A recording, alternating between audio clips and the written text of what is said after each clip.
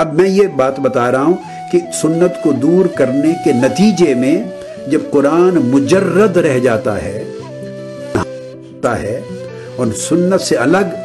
ایک منزل من اللہ کتاب کی صورت میں رہ جاتی ہے، جس کو سمجھنے کے لیے، جس کو انٹرپریٹ کرنے کے لیے، جس کو ایکسپلین کرنے کے لیے، جس کو امپلیمنٹ کرنے کے لیے،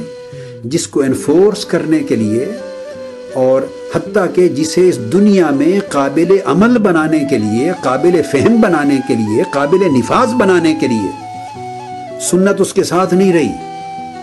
تو جب اکیلا قرآن رہ گیا تو پھر آسان ہو گیا ان لوگوں کے لیے جو دین سے، میں عرض کر رہا ہوں، گریز چاہتے تھے۔ آسان ہو گیا کہ اب قرآن کے جن آیات میں احکام آئے ہیں، جن آیات میں اوامر آئے ہیں، جن آیات میں نواہی آئے ہیں، جو آیات حلال اور حرام سے متعلق ہیں، جو آیات واضح طور پہ زندگی کا وجوبی اور ایجابی احکامات دے رہی ہیں، ان آیات کو اپنے نفس، اپنا منشا اور اپنی طبیعت کے رجحان کے مطابق ایک کھلے طریقے کی انٹرپریٹیشن کرنے کا موقع مل گیا، فری ہینڈ مل گیا قرآن کے اوپر حملہ کرنے کا، قرآن مجید کے حکام کو مسخ کرنے کا اور تعلیمات اسلامیہ کے چہرے کو مسخ کرنے کا کھلا موقع مل گیا۔ اس لیے کہ پھر قرآن مجید جب تنہا رہ جائے اور اس کے الفاظ کی اور اس کے احکام کی اور اس کی تعلیمات کی تشریح اور تعبیر اس کے لیے سنت حجت نہ رہے، اور سنت صرف اس دور کے لیے کنٹمپریری ریفرنس رہ جائے، کنٹمپریری ریفرنس، اس دور کا ایک ٹیمپریری، ایک عارضی ریفرنس رہ جائے،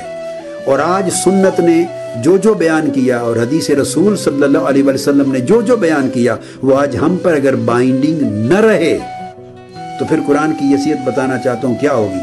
تو پھر قرآن کو انٹرپریٹ کرنے کے لیے صرف دو سورس باقی رہ جاتے ہیں، ایک لغت، ڈکشنری، اور ایک ہسٹری، تاریخ۔ جب آپ اس کو انٹرپریٹ کریں گے تاریخ کے تناظر میں تو قرآن محدود ہو کے رہ جائے گا صرف اس دور کے لیے جس دور میں قرآن نازل ہوا تھا۔ تو 23 برس کا وہ زمانہ جو حضور علیہ الصلوۃ والسلام کی بعثت کا زمانہ،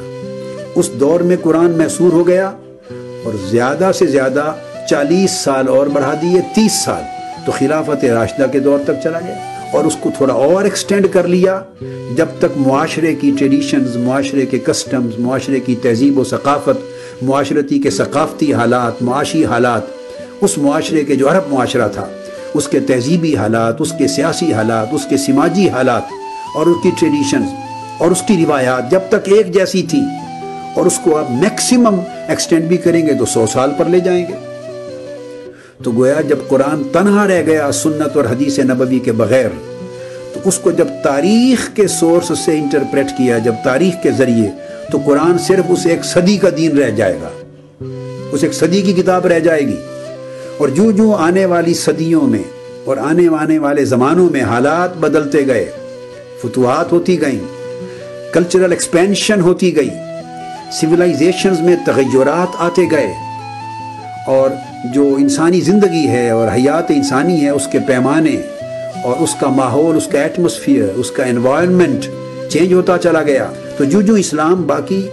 بر اعظم میں پہنچتا گیا، جہاں کی تہذیب مختلف تھی، جہاں کی ثقافت مختلف تھی، جہاں کے تاریخی روایات مختلف تھی، جہاں کے حالات مختلف تھے، پھر حکومتیں بدلتی گئیں، زبانیں بدلتی گئیں، پھر ان کا ایک اپنا رہن سہن کے طریقے بدلتے گئے، قوانین بدلتے گئے، تو جیسے تاریخ کے ساتھ ساتھ انسانی زندگی میں تبدیلیاں آئیں اور اسلام کے اندر ارتقاء اور توسیع فتوحات کے ساتھ ساتھ ہوتی چلی گئی، یہ کہنا آسان ہو گیا اور اس مفروضے کو قبول کرنا بڑا ریزنیبل بن گیا کہ جن حالات میں قرآن اترا تھا اب وہ حالات نہ رہے، اور اب وہ حالات نہیں رہے۔ جس معاشرے میں قرآن اترا تھا اب وہ معاشرے کی وہ کنڈیشنز نہیں رہی، اب معاشرے کی وہ کلچر نہیں رہی، اب معاشرے کے وہ ظروف اور وہ ایٹماسفیئر اور وہ حالات اور اس کے تقاضے نہیں رہے۔ سو اب قرآن پر بھی عمل کرنا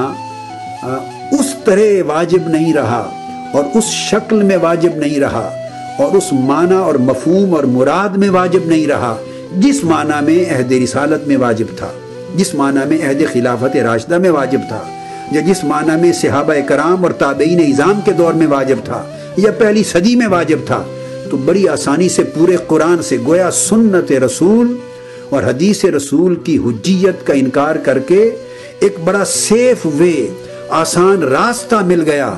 دین گریز طبیعتوں کو انڈائریکٹلی قرآن سے فرار حاصل کرنے کا، قرآن کی حجیت کا انکار کرنے کا، قرآن کے نفاذ سے فرار حاصل کرنے کا، اور قرآن کو فقط بائبل کی طرح ایک قدیم تاریخ کی ایک متبرک اور بابرکت کتاب بنا کے رکھنے کے لیے کہ اسے برکت کے لیے پڑھ لیں کہ یہ ہماری کتاب ہے، مگر اس کا کوئی عملی تعلق ہماری پریکٹیکل لائف کے ساتھ برقرار نہ رہے، اس کا کوئی عملی تعلق ہماری زندگی کے کسی بھی شعبہ حیات کے ساتھ برقرار نہ رہے۔ اور جو غیر نان عرب ہیں وہ کہیں گے کہ یہ تو عربوں کے لیے اترا تھا، تو غیر عربوں کے لیے اس کی کیا ضرورت اور سگنیفیکنس ہے اور کیا ریلیونس ہے، ہماری تو لائف عجمی ہے، اور قرآن تو عربوں کو ایڈریس کرنے کے لیے معاذ اللہ اترا۔ جب آپ اس کو انٹرپریٹ کر رہے ہیں صرف تاریخ کے تناظر میں، تو تاریخ کے ساتھ تو جغرافیہ بھی آ جاتا ہے، تاریخ تو اپنی جیوگرافیکل لیمٹس کے ساتھ، ٹیریٹوریل لیمٹس کے ساتھ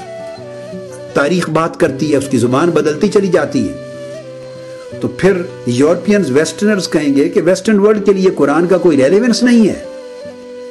ایسٹ میں رہنے والے کہیں گے ایسٹ کے لیے قرآن کا کوئی ریلیونس نہیں ہے۔ اس طرح سنت اور حدیث رسول کی حجیت کا انکار کر کے اور اس کی اتھارٹیٹیونس کا انکار کر کے اور اس کے ریلیونس کا آج کے دور میں بائنڈنگ ریلیونس کا انکار کر کے